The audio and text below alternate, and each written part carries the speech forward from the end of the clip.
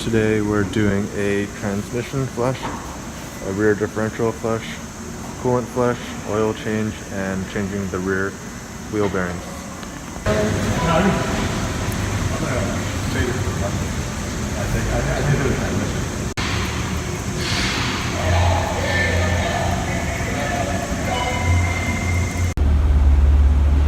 Now we're doing a coolant flush.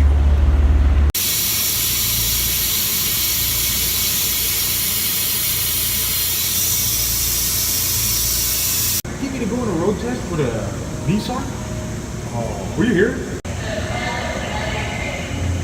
CV axle boot is ripped on both sides. We also let the brakes with this device. So it's actually not my wheel bearings, but this differential sounds like it's making a scraping noise.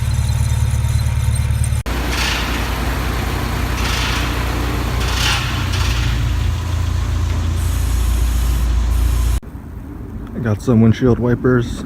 There's an 18-inch and a 21-inch. The new wipers are installed. If you look at the old wipers, essentially there's this plastic tab that you pop back, and then this pushes through the hook right there. And for the reverse, you slide it in and just pull it this way so it locks in. Today I'm replacing the air filter on my Subaru. So essentially this is the air box. There's 3 tabs that you take off. And I believe there might have been a screw here, but when I bought this from the previous owner, it wasn't included. This thing just slides out. It's pretty dirty. And inspect in here just to make sure it's clean. So I'm going to take this off and just tap it out, and then I'm going to slide the new filter back in.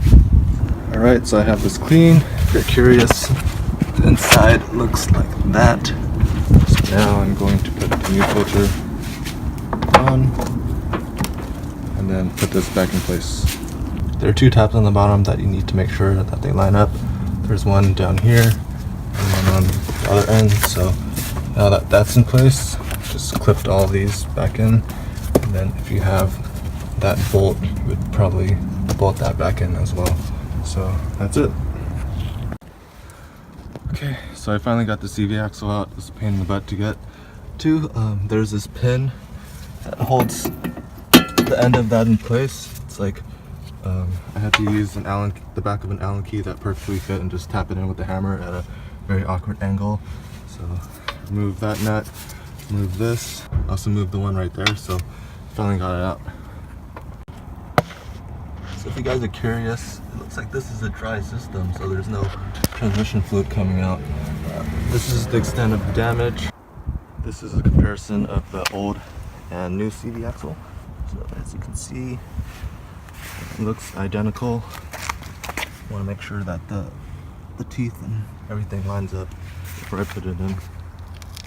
Here's that pinhole right there. You gotta make sure when you slide the CV axle in that it lines up.